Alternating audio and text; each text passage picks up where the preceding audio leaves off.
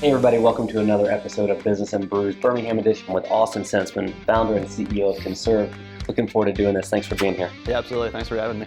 If you've been in a museum, there are lots of beautiful works that are worth preserving for our grandkids, and we build environmental monitoring tools to help make that simple. So things like temperature, humidity, light, things that can damage artworks over time.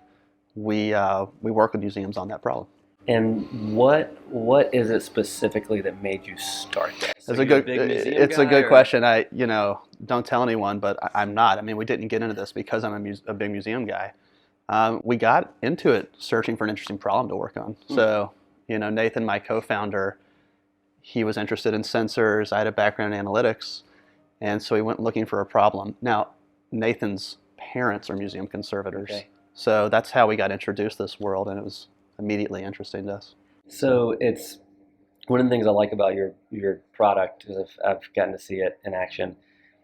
And I guess because of your analytics background, like just beautiful dashboards. It seems to me like a big part of what you're doing is bringing monitoring into the 21st century for museums. Is that like a good way of looking at it? Yeah, absolutely. So this is going on right now. Monitoring in museums. But we saw these data logger products where you take a USB stick and you walk around. And these are big places. You have people spending a lot of time manually getting data out of these things.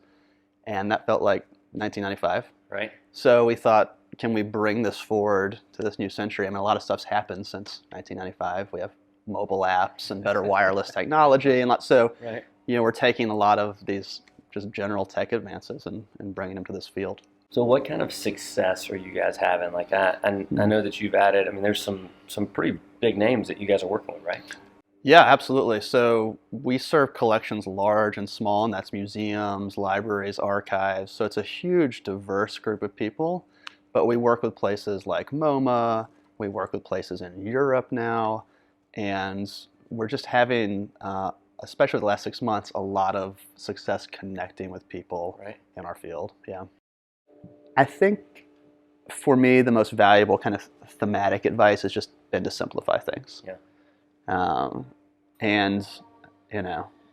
Having someone tell me that over and over and over again has been extremely helpful. Right. And generally that's advice from people who have started something before. Right. If someone can tell you what not to do out of these 10 things, that's great. Normally people are telling you, oh, you should do this, you should do this.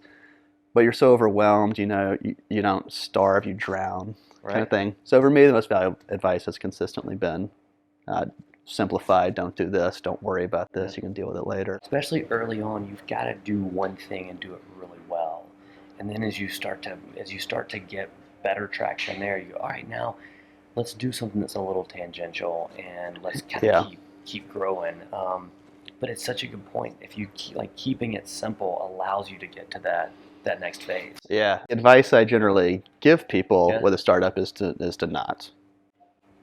Don't do it? Yeah, don't do it.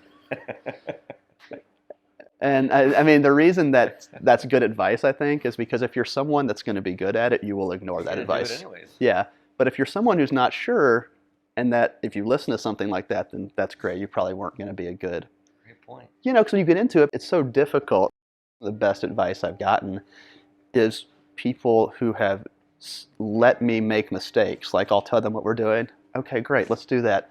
And then a month later, I'm like, this was a bad idea. And they were like, yeah, I thought it was. But until you have figured it out yourself, you can't really learn. And they're like, yeah, and you only did it for a month. Some people make that mistake and they go on for a year. Right.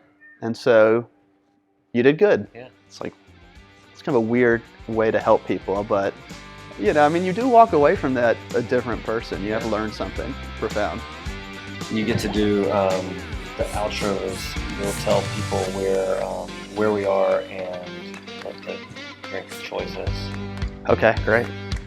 Planet Earth. Listen, AG at some point in our lifetimes, that's going to be an important thing to make a note of. Not yet. All right, so we're at the John Hand Club. This is the top floor of the John Hand building downtown. Did you get a latte? I did a latte. Okay, I also got a latte, so brews for the day are lattes, courtesy of Starbucks. That was the total dad joke you could have gone there. There's a lot. Well, all right, run it back. There's a lot. If you want dad jokes, go get Nathan.